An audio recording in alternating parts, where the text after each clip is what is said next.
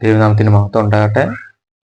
കഴിഞ്ഞ ഭാഗത്ത് പറഞ്ഞു നിർത്തിയത് ന്യായപ്രമാണം എന്തിനു വെച്ചിരിക്കുന്നു എന്നതിനെ കുറിച്ചാണ്. അപ്പോൾ നമ്മുടെ ഈ തുടർന്നുള്ള ഈ ക്ലാസ്സുകളെല്ലാം നമ്മൾ സംസാരിക്കുന്ന വിഷയം ന്യായപ്രമാണം എന്ന വിഷയത്തെ കുറിച്ചാണ് ഈ ക്ലാസ് പോകുന്നത്. ഇതിപ്പോ ഒരുപാട് എപ്പിസോഡായി, കാരണം ഇത് ഒരുപാട് പഠിക്കാനുള്ള ഒരു വിഷയമായതുകൊണ്ടാണ് ഇങ്ങനെ പോകുന്നത്. അപ്പോൾ ഇത് ഒന്ന് രണ്ട് വാക്യത്തിലങ്ങ് പറഞ്ഞ് നിർത്താൻ ഉള്ള ഒരു സബ്ജക്റ്റ് അല്ലാത്തത് കൊണ്ടാണ്, അതിന് ഒരുപാട് സമയവും ഒരുപാട് റെഫറൻസും എല്ലാം നോക്കേണ്ടത് കൊണ്ട് ആണ് ഇതിന് ഒരുപാട് ഒരുപാട് ലെങ്ത് ഉള്ളത് ഈ ഒരു ക്ലാസ്സിന്.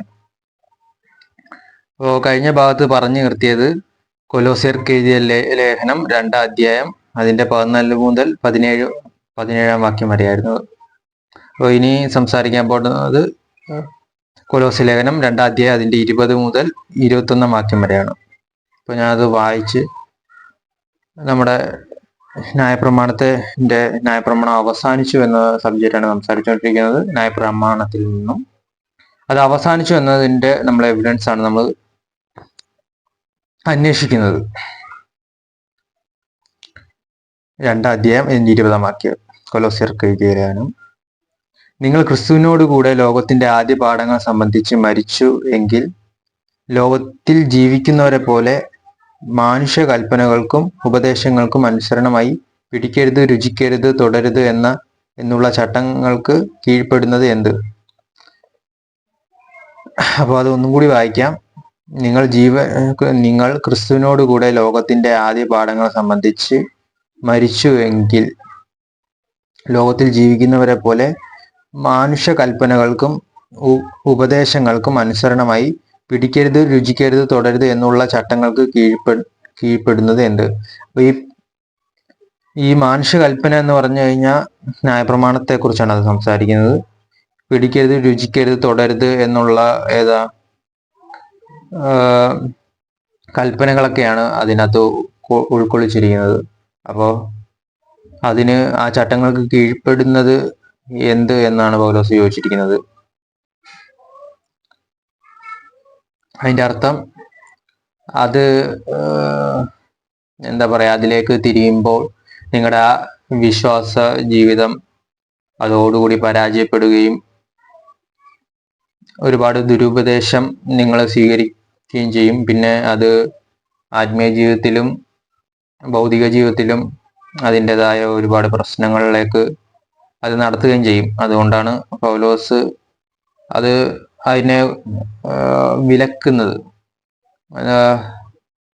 എന്നുള്ള ചട്ടങ്ങൾക്ക് കീഴ്പ്പെടുന്നത് എന്ത്? മനസ്സിലായി? രുചിക്കരുത്, തുടരുത് എന്നുള്ള ചട്ടങ്ങൾക്ക് കീഴ്പ്പെടുന്നത് എന്ത്? പൗലോസ് വളരെ ശക്തമായിട്ട് ഇത് സംസാരിച്ചിരിക്കുന്ന ഒരു വ്യക്തി എന്ന നിലക്ക് അതിനെക്കുറിച്ച് ആധികാരികമായി പൗലോസ് പഠിച്ചത് കൊണ്ടാണ് അതിന് മുൻകാലങ്ങളിൽ പൗലോസിന്റെ ജീവിതം അറിയാലോ. അത് ക്രിസ്ത്യൻ സഭയിൽ അത് ആർക്കും അറിയാത്ത കാര്യമൊന്നുമല്ല. പൗലോസ് യഹൂദ മതാനുസരിയായിരുന്നു. ന്യായപ്രമാണം പഠിച്ച് അതിജീവിക്കുന്നൊരു വ്യക്തിയായിരുന്നു. ആ വ്യക്തി ക്രിസ്തുവിനെ അറിഞ്ഞപ്പോൾ ന്യായപ്രമാണത്തിന്റെ പൂർത്തീകരണം യോഹന്നാൻ വരെ എന്ന് പറഞ്ഞു നിർത്തിയ സ്ഥാനത്ത് നിന്ന് അതിന്റെ പൂർത്തീകരണം ക്രിസ്തു എന്നുള്ള നിലയിൽ പൗലോസ് പഠിപ്പിക്കാൻ തുടങ്ങി. യേശു ലൂക്കോസിന്റെ സുവിശേഷത്തിൽ ഞാൻ ആ ഒരു വാക്യം എടുത്തോ പറയാം. 16-ാം അധ്യായത്തിൽ അത്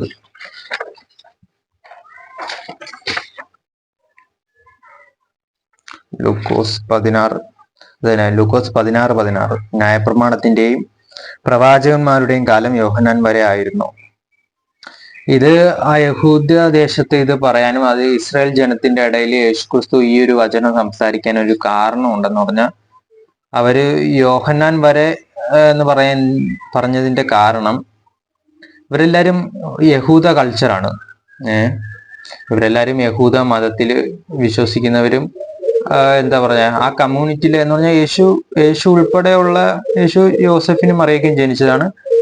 യേശുവിന്റെ കൂടെ നടക്കുന്ന ശിഷ്യന്മാരും യഹൂദരാണ്.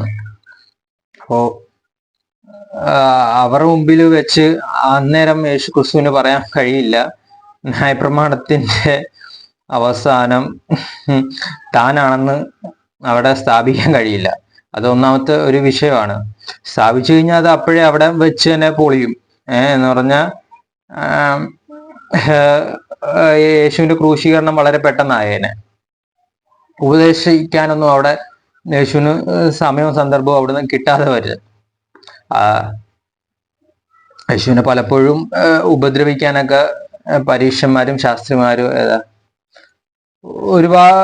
അവിടുത്തെ പുരോഹിതന്മാരെല്ലാം യേശുവിനെ പിടിക്കുവാനും ഉപദ്രവിക്കാനും ഗൂഢാലോചന ചെയ്യുമായിരുന്നു. അപ്പൊ പല സ്ഥലത്ത് എഴുതി വെച്ചിട്ടുണ്ട് ക്രിസ്തു അവിടുന്നെല്ലാം മാറിപ്പോയി, അല്ലെങ്കിൽ അവിടുന്ന് ഓടി മാറി, അല്ലെങ്കിൽ അല്ലേ, അങ്ങനെ ഒരുപാട് സ്റ്റേറ്റ്മെന്റ് ഉണ്ട് അവിടെ. അപ്പോ ക്രിസ്തു പൗലോസ് പഠിപ്പിച്ചു വരുമ്പോ പറയുന്നത് യോഹന്നാൻ വരെ എന്ന് യേശു പറഞ്ഞെങ്കിലും യോഹന്നാൻ വരെ അല്ല, ക്രിസ്തു വരെ ആണ് ന്യായപ്രമാണത്തിന്റെ ആ ഒരു ലെങ്ത് എന്ന് പറയുന്നത്. മോശ തുടങ്ങി യോസഫിന്റെ മകനായ യേശു വരെ നീളുന്നതാണ് ന്യായപ്രമാണത്തിന്റെ പ്രവൃത്തികളും ചട്ടങ്ങളും ജീവിത രീതികളും. അത് കഴിഞ്ഞാൽ അത് തുടരേണ്ട ആവശ്യമില്ല. അത് തുടർന്നു കഴിഞ്ഞാൽ അതാണ് കുറ്റകരം. നേരത്തെയൊക്കെ ഈ ന്യായപ്രമാണം അനുസരിക്കാതിരുന്നാലാണ് കുറ്റകരം. ഇതിപ്പോ നേരെ അതിനൊരു പൂർത്തീകരണം, അതിനൊരു സമാപനവും വന്ന സ്ഥിതിക്ക് അത് തുടരുന്നതാണ് പാപം. ഓക്കെ, നമുക്ക് അതിന്റെ ബാലൻസ് നോക്കാം. നമ്മൾ സംസാരിച്ചുകൊണ്ടിരുന്നതിന്റെ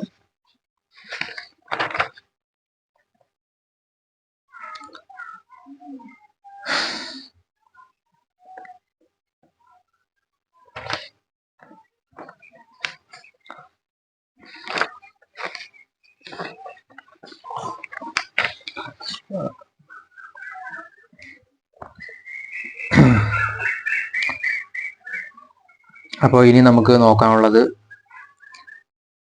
അപ്പോസ്തല പ്രവൃത്തി 15 അധ്യായത്തിന്റെ 1 വാക്യം മുതൽ 11 വാക്യം വരെയാണ്.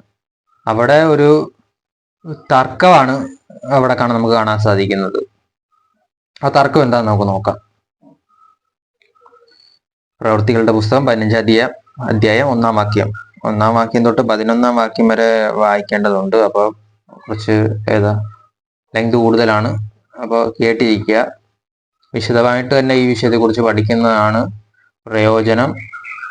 അല്ലാതെ നമുക്ക് ഈ വിഷയത്തെക്കുറിച്ച് ഒട്ടും ധാരണയില്ലാതെ നമ്മൾ തിരക്ക് പിടിച്ച ജീവിതമാണെങ്കിലും അതിന് സമയം കണ്ടെത്തുക എന്നുള്ളതാണ്. 15-ന്റെ 1 വാക്യം മുതൽ വായിക്കാവേ. യഹൂദിയിൽ നിന്ന് ചിലർ വന്ന്, നിങ്ങൾ മോശ കൽപ്പിച്ച ആചാരം അനുസരിച്ച് പരിച്ഛേദന ഏൽക്കാഞ്ഞാൽ രക്ഷ പ്രാപിപ്പാൻ കഴിയുകയില്ല എന്ന് സഹോദരന്മാരെ ഉപദേശിച്ചു. അപ്പോൾ ഇവിടെ ആദ്യം തന്നെ ഒരു വിഷയം മുമ്പിലോട്ട് വന്നു. ആദിമസഭയില് ഇതാണെന്ന് തോന്നുന്നു കേട്ടോ. ഇത് തന്നെയാണ് ഫസ്റ്റ് സഭാപിതാക്കന്മാരെ എല്ലാം കൂടെ എടുത്ത ഒരു തീരുമാനം. ഒരുപാട്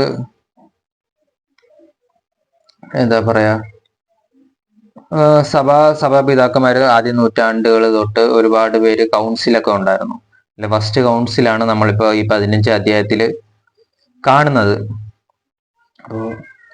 അപ്പോൾ അവര് ഈ ഇന്നയോളം പഠിച്ചു വന്ന വിഷയങ്ങളൊക്കെ എന്ന് പറഞ്ഞാൽ ന്യായപ്രമാണമാണ്, പിന്നെ ക്രിസ്തുവിന്റെ ഉപദേശമുണ്ട്, ശിഷ്യന്മാരെ കർത്താവ് പഠിപ്പിച്ച കാര്യങ്ങളുണ്ട്. ആ ഒരു ഏകദേശം ഐഡിയ അത്രയും വെച്ചാണ് അവരിപ്പോ സഞ്ചരിച്ച് വന്നിരിക്കുന്നത്. അവരിപ്പോ 15 അധ്യായത്തിലെ ചരിത്രം വരെ ആയി, സ്റ്റോറി ലൈൻ അവിടം വരെ ആയി. നമ്മളിപ്പോ പഠിക്കാൻ എടുത്തിരിക്കുന്നത് അവരുടെ ജീവിതം അവിടം വരെ എത്തി അതിന് ശേഷം എന്ത് സംഭവിച്ചു എന്നുള്ളത് നമുക്ക് നോക്കാം. യഹൂദിയിൽ നിന്ന് ചിലർ വന്നു, നിങ്ങൾ മോശ കൽപ്പിച്ച ആചാരം അനുസരിച്ച് പരിച്ഛേദന ഏൽക്കാഞ്ഞാൽ രക്ഷ പ്രാപിപ്പാൻ കഴിയില്ലെന്ന് സഹോദരന്മാരെ ഉപദേശിച്ചു. അപ്പോ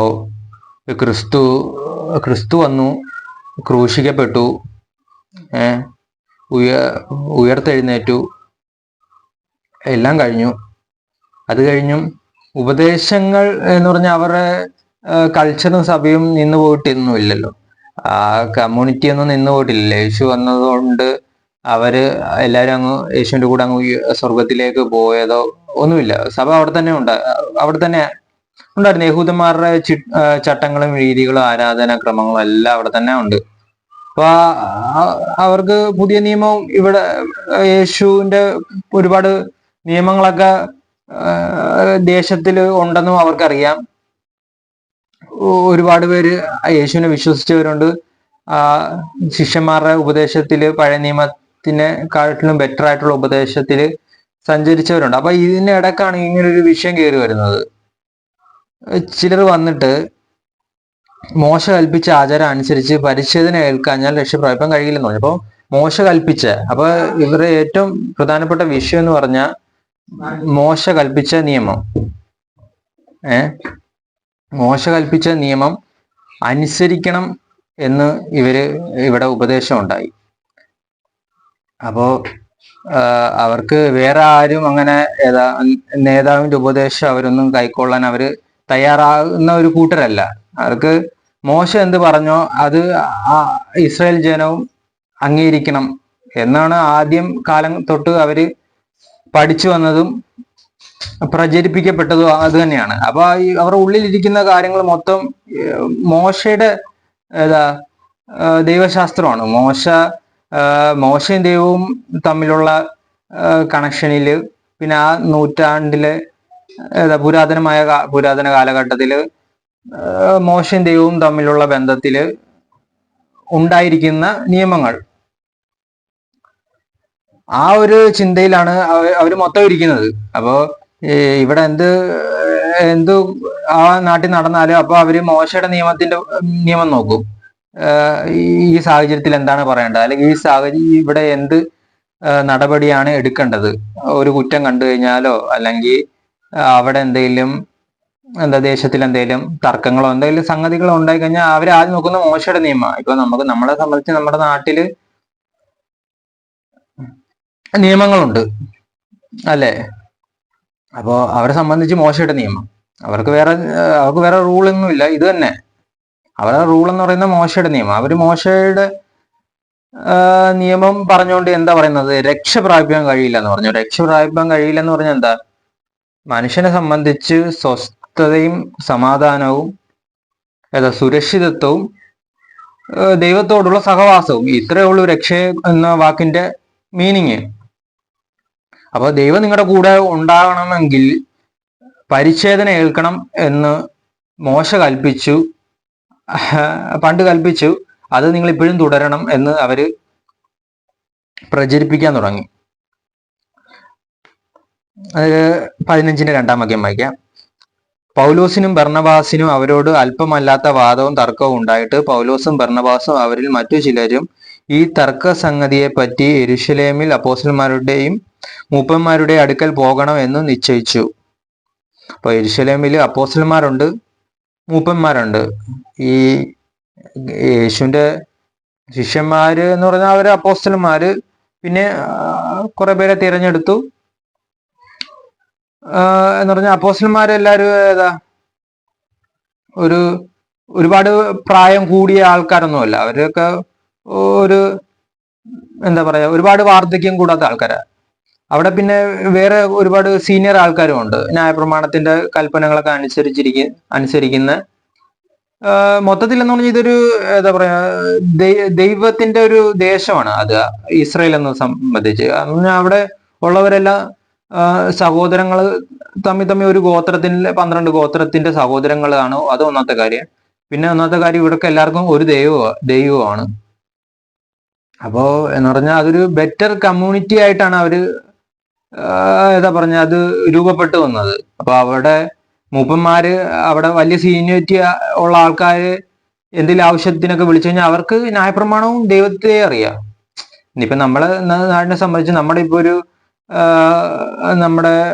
ഇപ്പൊ ഒരു മുതുമുത്തച്ഛനെയോ അല്ലെങ്കിൽ നമ്മുടെ ഏതെങ്കിലും ഒരു ചാർച്ചക്കാരെയോ സ്വന്തക്കാരെയോ ഒക്കെ നമ്മൾ ഒന്ന് ഇതിന്റെ കാര്യത്തിൽ സംസാരിക്കാൻ വന്നു കഴിഞ്ഞാൽ പലരും വിശ്വാസ സമൂഹത്തിൽ പലരും വിശ്വാസികൾ പോലുമല്ല പല വീട്ടിലും. എന്താ പറഞ്ഞാൽ നമ്മളൊരു ചിതറപ്പെട്ട രീതിയിലൊക്കെയാണ് ദൈവത്തെ അറിഞ്ഞിരിക്കുന്നതും. അങ്ങനെ ഒരു വിഷയമുണ്ട്. പക്ഷെ ഇസ്രായേലിനെ സംബന്ധിച്ച് അങ്ങനെ ഒരു പ്രശ്നമില്ല. അവർക്ക് എല്ലാവർക്കും ഒറ്റ ദൈവം എന്ന് പറഞ്ഞാൽ ആ ഒരു ദേശം, ആ ഒരു സർക്കിള് മൊത്തം ഈ കൂട്ടരാ, ഇവരുടെ ആൾക്കാരാ, അല്ലേ? അങ്ങനെയാണ്. അപ്പോ അവര് ഈ തർക്കം ഉണ്ടായപ്പം പൗലോസും ബർന്നബാസും അവരോട് അല്പമില്ലാത്ത വാദം തർക്കം ഉണ്ടായി. അപ്പൊ ഇത് ഉപദേശിച്ചെങ്കിലും അവിടെ അത് ചെന്ന് കൊണ്ടത് പൗലോസിനിട്ടാണ്. മനസ്സിലായോ?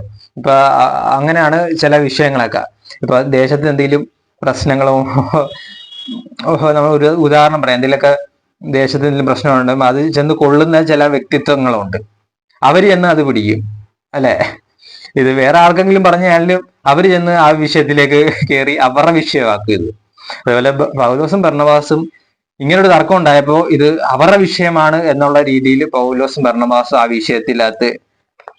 വിഷയത്തിന്റെ ഇടയ്ക്ക് കയറി അത് അവര് പരിഹരിക്കാം എന്നുള്ള രീതിയിലേക്ക് ആ വിഷയത്തെടുത്ത് തലക്ക് വെച്ചു. അപ്പൊ പൗലോസും ബർന്നബാസും അവരിൽ മറ്റു ചിലരും ഈ തർക്കസംഗതിയെ പറ്റി യെരുശലേമിൽ അപ്പോസ്തലന്മാരുടെയും മൂപ്പന്മാരുടെ അടുക്കൽ പോകണമെന്ന് നിശ്ചയിച്ചു.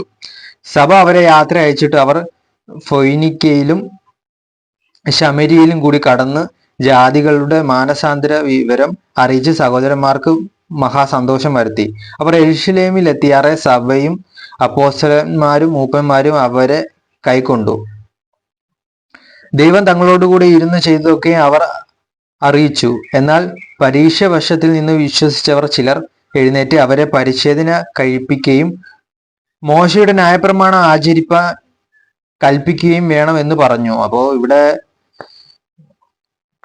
ഇവിടെ അറിയാലോ, ക്രിസ്തുവിന്റെ സുവിശേഷം പറഞ്ഞത് യഹൂദന്മാരുടെ ഇടയിലാണെന്ന് നമുക്ക് തർക്കമില്ലാത്ത വിഷയമാണ്, അല്ലെ? അത് പച്ചവെള്ളം പോലെ സത്യമായുള്ള വിഷയമാണ്. യേശുവിന്റെ ഉപദേശം എന്ന് പറഞ്ഞാൽ ന്യൂ ടെസ്റ്റ്മെന്റ്, അത് ഈ പഴയ നിയമത്തെ കൂട്ടല്ല. പഴയ നിയമത്തിനെ മുറിച്ച് മാറ്റിക്കൊണ്ട് സ്ഥാപിക്കപ്പെട്ട ഒരു നിയമമാണ് ക്രിസ്തുവിന്റെ. കാരണം പഴയ നിയമത്തിലെ ഉദ്ധരണികളൊക്കെ യേശു ക്രിസ്തു സംസാരിച്ചെങ്കിലും അതുപോലെ എടുത്തല്ല ഉപയോഗിച്ചിരിക്കുന്നത്. പറഞ്ഞാൽ അതിന്റെ വാല്യൂ അവിടെ കഴിഞ്ഞു. ഇനിയിപ്പോ ഞാൻ ഒരു ഉദാഹരണം പറഞ്ഞു കഴിഞ്ഞാൽ, ഇപ്പൊ ABCDEFG എന്ന് ഇപ്പൊ ഒരു അത്രയും അക്ഷരങ്ങൾ ഇപ്പോ പഠിച്ച് വെച്ചെന്നോർത്തോ, ബാക്കിയുള്ള ഒരു അക്ഷരത്തിന്റെ കാര്യങ്ങള് ഇതുമായിട്ട് ബന്ധപ്പെടുത്തിയല്ല പിന്നെ സംസാരിക്കുന്നത്. മനസ്സിലായോ? അത്രയും അക്ഷരങ്ങളെ ഉപേക്ഷിക്കുക ചെയ്യുന്നത്. ഇതിപ്പോ ഇനി ബാക്കി ഈ അക്ഷരമാലയുടെ ബാക്കി എഴുതി വെച്ചെന്ന് പറഞ്ഞാലും, എഴുതി വെക്കാൻ നേരത്തെ ആദ്യത്തെ അത്രയും അക്ഷരത്തെ അങ്ങ് എടുത്ത് മാറ്റുക. ഇനി അതിനെ ചെന്ന് എടുക്കല്, അതിനെ മൈൻഡ് ചെയ്യല്, അതിനെ എടുത്ത് ഇതിനകത്ത് ഒട്ടിച്ചു വെച്ച് സംസാരിക്കരുത്. ആ ഒരു രീതിയിലാണ് ക്രിസ്തുവിന്റെ പുതിയ നിയമം ഇറക്കപ്പെട്ടത്, അല്ലെങ്കിൽ പുതിയ നിയമത്തെ സ്ഥാപിച്ചത്. അപ്പൊ പരീക്ഷപക്ഷത്തിൽ നിന്നും യേശുവിൽ വിശ്വസിച്ചവർ അവരും വിശ്വസിച്ചു, അവർക്കും വിശ്വാസം വന്നു. ചിലർ എഴുന്നേറ്റ് അവരെ പരിച്ഛേദന കഴിപ്പിക്കുകയും, അപ്പോ വിശ്വസിക്കുക മാത്രമല്ല, ചിലർ എഴുന്നേറ്റു. അപ്പോ ഇത് നോക്കണേ. അപ്പൊ ദുരുപദേശം പഠിപ്പിക്കാൻ വേണ്ടി എഴുന്നേൽക്കപ്പെടുക എന്നുള്ളൊരു സിസ്റ്റം നമുക്ക് ഇവിടെ ബൈബിളിൽ കാണാം, അല്ലെ? അവരും എഴുന്നേൽക്കപ്പെടുന്നുണ്ട്, അല്ലെങ്കിൽ അവരും നയിക്കപ്പെടുന്നുണ്ട്, അവർക്കും പ്രേരണ വരുന്നുണ്ട് എന്നുള്ള കാര്യങ്ങളൊക്കെ മനസ്സിലാക്കുക സഭ. അപ്പോ ദുരുപദേശം പഠിപ്പിക്കാൻ വേണ്ടി പരീക്ഷപക്ഷത്തിൽ നിന്നും ചിലർ എഴുന്നേറ്റുകൊണ്ടോ അവർ ഒരു ആവശ്യമായിട്ട് അത് മാറി. ഇങ്ങനെയാണ് ദുരുപദേശവും പൈശാചികമായ നിയമങ്ങളൊക്കെ സഭയിൽ വരുന്നത്. ഇത് ദൈവരാജ്യത്തിലേക്ക് വിളിക്കപ്പെടുന്നവര് ദൈവാത്മാവില് ഇറങ്ങിത്തിരിക്കുന്നത് പോലെയും, അല്ലെങ്കിൽ അവർക്ക് ദൈവിക നയിക്കപ്പെടുകയും ചെയ്യുമ്പോൾ അതുപോലെ തന്നെയാണ് ഈ പിശാചിന്റെ കാര്യത്തിലും അങ്ങനെ തന്നെയാണ്. പിശാചിന്റെ പ്രവൃത്തികൾ ചെയ്യാനും ഓരോരുത്തർ കറക്റ്റ് സമയത്ത് എഴുന്നേക്കപ്പെടും. അവർക്ക് അതിൻ്റെതായ വ്യക്തമായ ഐഡിയ ഉണ്ട്.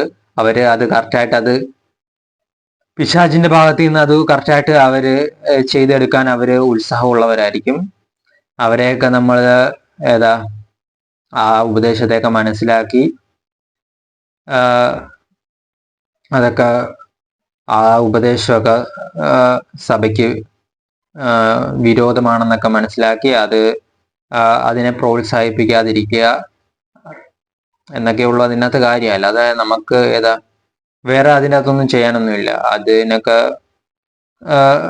ദൈവം വേണ്ടത് ദൈവത്തിന്റെ രാജ്യം പണിയപ്പെടാൻ വേണ്ടി എതിരായിട്ട് നിൽക്കുന്നവരെ മനുഷ്യർക്ക് ഒന്നും തന്നെ അതിനകത്ത് പറയാ, നിങ്ങളുടെ ശത്രുക്കൾക്ക് വേണ്ടി പ്രാർത്ഥിക്കുക എന്ന ഒരു നിയമമുള്ള, അതിലുപരി വേറെ ഒരു നിയമവും ഇല്ല. അപ്പൊ നിങ്ങൾക്ക് ശത്രു ഉണ്ടെങ്കിൽ തന്നെയും, അല്ലെങ്കിൽ ദൈവരാജ്യം വളരാതിരിക്കാൻ വേണ്ടി ശത്രുക്കൾ ഉണ്ടെങ്കിലും പ്രാർത്ഥിക്കുവാനല്ലാതെ വേറെ ഒന്നും ചിന്തിക്കേണ്ടതില്ല. അപ്പൊ എന്ത് ചെയ്യണം? ശത്രുക്കൾ ഉണ്ടെങ്കിൽ പ്രാർത്ഥിച്ചോളുക, അല്ലാതെ അതിൻ്റെ അകത്ത് വേറെ കാര്യങ്ങളൊന്നുമില്ല. എപ്പോഴും പ്രാർത്ഥിച്ചുകൊണ്ടിരിക്കുക. അപ്പൊ പരീക്ഷ വശത്തിൽ നിന്നാണ് വിശ്വസിച്ച ചിലർ എഴുന്നേറ്റ് അവരെ പരിച്ഛേദന കഴിപ്പിക്കുകയും മോശയുടെ ന്യായപ്രമാണം ആചരിപ്പാൻ കൽപ്പിക്കുകയും വേണമെന്ന് പറഞ്ഞു. മോശയുടെ നിയമം ആചരിക്കണം. അതിനകത്ത് പുരുഷ പ്രജയെ ജനിച്ചിട്ട് 8-ാം നാളാവുമ്പോൾ പരിച്ഛേദന ഏൽക്കണം. മനസ്സിലായോ? ഈ പുരാതന കാലഘട്ടത്തില് അബ്രഹാമിനെ ദൈവം വിളിച്ചപ്പോൾ പരിച്ഛേദന എന്നൊരു സിസ്റ്റം ഉണ്ടായിരുന്നു. ആ സിസ്റ്റം യേശു വരെ യേശുവിന്റെ ശിഷ്യന്മാർ യഹൂദരാണ്. അവര് വരെ അതിന്റെ ഭാഗമായിരുന്നു. പൗലോസ് അതിന്റെ ഭാഗമായിരുന്നു. അതിനുശേഷം ഇവിടെ പൗലോസും യേശുക്രിസ്തുവും പഠിപ്പിക്കുന്നത്, നിങ്ങൾ ദൈവത്തിലേക്ക് വരാനോ ദൈവത്തിലേക്ക് അടുക്കാനോ പരിച്ഛേദന എന്നൊരു നിയമം ദൈവം വെക്കുന്നില്ല. അല്ലെങ്കിൽ ദൈവത്തിന്റെ മുമ്പിൽ അങ്ങനെ ഒരു നിയമം മുൻ കാലഘട്ടത്തിലൊക്കെ ഉണ്ടായിരുന്നു. ദൈവം തന്നെ സ്ഥാപിച്ച കാര്യമാണ്. ഇപ്പൊ ദൈവത്തിന്റെ വാക്ക് മാറുമോ എന്ന് നമുക്ക് സംശയം തോന്നാം. ഇപ്പൊ ദൈവം ഒരു നേരത്ത് ഇങ്ങനെ പറഞ്ഞു, ഒരു നേരത്ത് ഇപ്പൊ ദൈവം അത് മാറ്റി പറയുന്നു എന്ന് തന്നെ മനസ്സിലാക്കുക. അത് തന്നെയാണ് ഒരു സമയം ദൈവം 2 വർത്തമാനം പറഞ്ഞു എന്ന് തന്നെയാണ് അതിന്റെ വാസ്തവമായ കാര്യം. അത് ഓരോ കാലഘട്ടത്തിലും അവിടെ വളർന്നു വരുന്ന മനുഷ്യന്റെ സ്വഭാവ രീതികളും അവരുടെ പ്രവണതകളും വെച്ചിട്ടാണ് ഉപദേശിക്കുന്നത്. ഈ കാലഘട്ടത്തെ സംബന്ധിച്ച് ദൈവത്തിന് അത്രയും റിസ്കിന്റെ ആവശ്യമൊന്നുമില്ല. പണ്ടെന്ന് പറഞ്ഞാൽ 40 വർഷക്കാലം മോശയും ജനവും മരുഭൂമിയിൽ അലഞ്ഞെന്നാണ് വചനത്തില്. ഇപ്പോ അവർക്ക് അവർക്ക് വേണ്ടതെന്ന് പറഞ്ഞ ഒരു സ്വന്തമായിട്ടൊരു ദേശവും അവർക്ക്, കാരണം ഒരു വലിയ ജനതയുണ്ട് മോശയുടെ കൂടെ. അവർക്ക് എല്ലാം പാർക്കുവാനും അവർക്ക് നിത്യമായിട്ട് പാർക്കാൻ ദേശമില്ലാതെ ആയി. കാരണം അവര് ഈജിപ്തിലായിരുന്നു. ഈജിപ്തില് അടിമവേലയായിരുന്നു. അടിമവേലയെന്ന് വിട്ട് അത്രയും ജനത്തെ എവിടെ കൊണ്ട് പാർപ്പിക്കും? അതിന് മോശ ദൈവം വിളിപ്പിച്ച് കനാൻ ദേശത്ത് കൊണ്ടുവന്നു. അവർക്ക് വേണ്ടതെല്ലാം ചെയ്തു. അവരുടെ കൂടെ ഈ നിയമവും ഉണ്ടായിരുന്നു.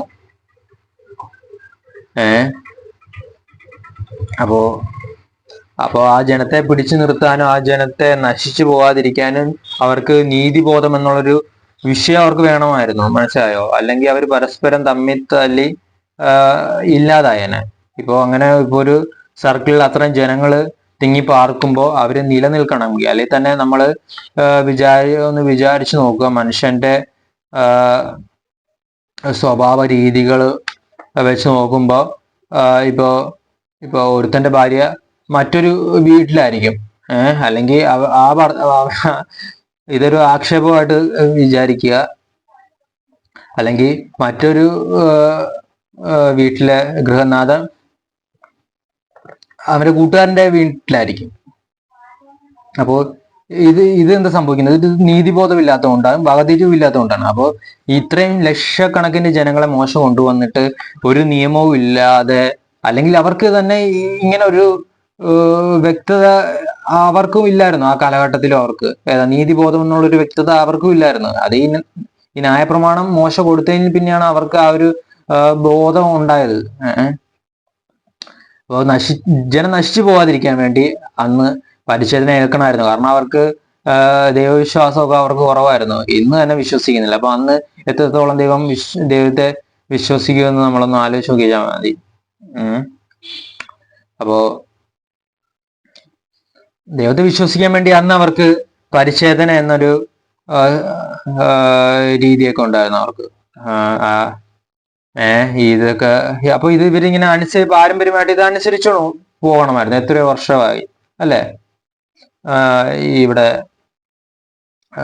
പുറപ്പാടിന്റെ കാലം തൊട്ട്, അബ്രഹാമിനെ വിളിച്ച ആ കാലം തൊട്ട് പുറപ്പാടിന്റെ കാലം, അത് കഴിഞ്ഞ് യേശു ക്രിസ്തു വരെ ഒരുപാട് ഒരുപാട് വർഷങ്ങളുടെ ഇതുണ്ട്.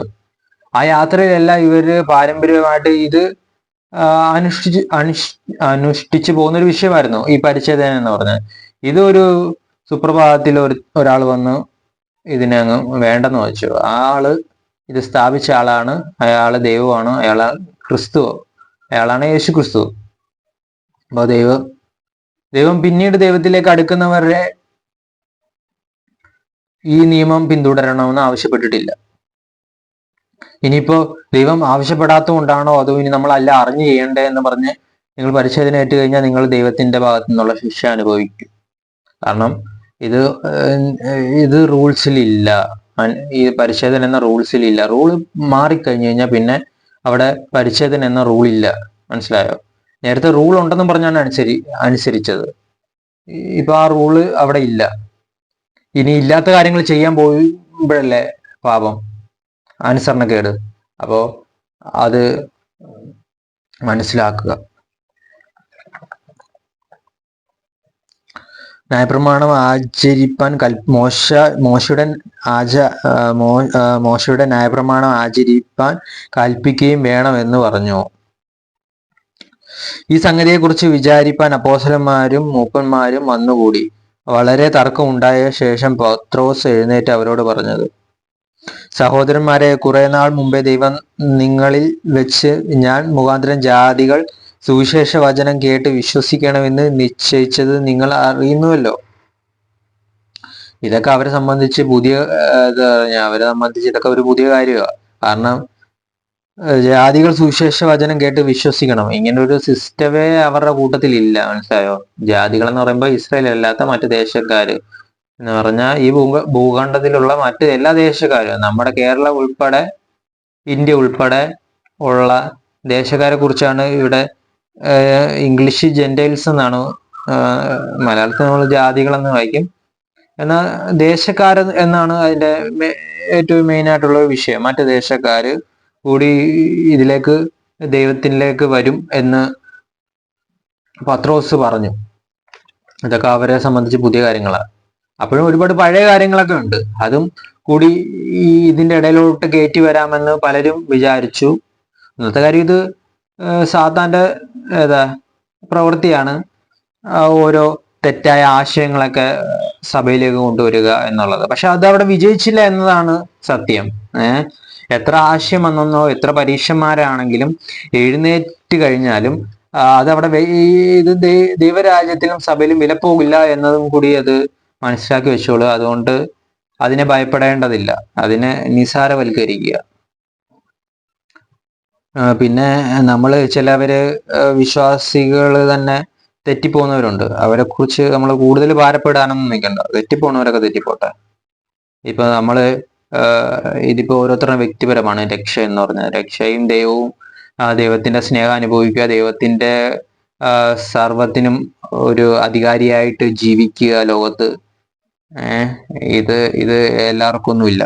അതുകൊണ്ട് പോകുന്നവനൊക്കെ പോവുക, അനുഭവിക്കുന്നവനൊക്കെ അനുഭവിക്കുക, അത്രേ ഉള്ളൂ ഇതിൻ്റെ അകത്തെ രീതികൾ. അപ്പോൾ പലരും നമ്മുടെ കൂടെ ഉള്ളവരായാലും സഭയിലുള്ളവരായാലും പല ഉപദേശത്തിന് പുറകെ പോവുകയും സ്ഥാപിക്കാൻ നോക്കുന്നവരൊക്കെ ഉണ്ട്. അവരുടെ വഴിക്ക് വിടുക, നിങ്ങൾ ദൈവത്തിന്റെ വഴി നടക്കുക, അത്രേ ഉള്ളൂ. ചിലപ്പോ എന്താ പറയാ, നിങ്ങൾ നിലനിൽക്കും, നിങ്ങളുടെ കൂടെ ഉള്ളവർ നിലനിൽക്കത്തില്ല. മനസ്സിലായി? അതില് നിങ്ങളുടെ നിലനിൽപ്പിനെ കുറിച്ച് മാത്രം വിചാരിക്കുക. നിങ്ങൾക്ക് മറ്റുള്ളവരെ നിലനിൽക്കാൻ വേണ്ടിയാണല്ലോ സുവിശേഷവും പറയുന്നത്, അവരെ ടീച്ച് ചെയ്യുന്നത്. അവരെ നിലനിൽക്കാത്ത പക്ഷെ നിങ്ങളുടെ ജീവന് മാത്രം നിങ്ങൾ ഗ്യാരണ്ടി വെക്കുക, നിങ്ങളുടെ ആയുസ്സിന് മാത്രം ഗ്യാരണ്ടി വെക്കുക, നിങ്ങളുടെ കുടുംബത്തിന് മാത്രം വാല്യൂ വെക്കുക. ഒരു സ്റ്റേജ് കഴിഞ്ഞാൽ പിന്നെ അതാണ് ചെയ്യാനുള്ളത്. ഒരുപാട് പുറകെ നടക്കരുത് ഒന്നിനു വേണ്ടി. അത് വചനം പറയാനാണെങ്കിലും ശരി, അതങ്ങനെയാണ് അതിന്റെ രീതികള്.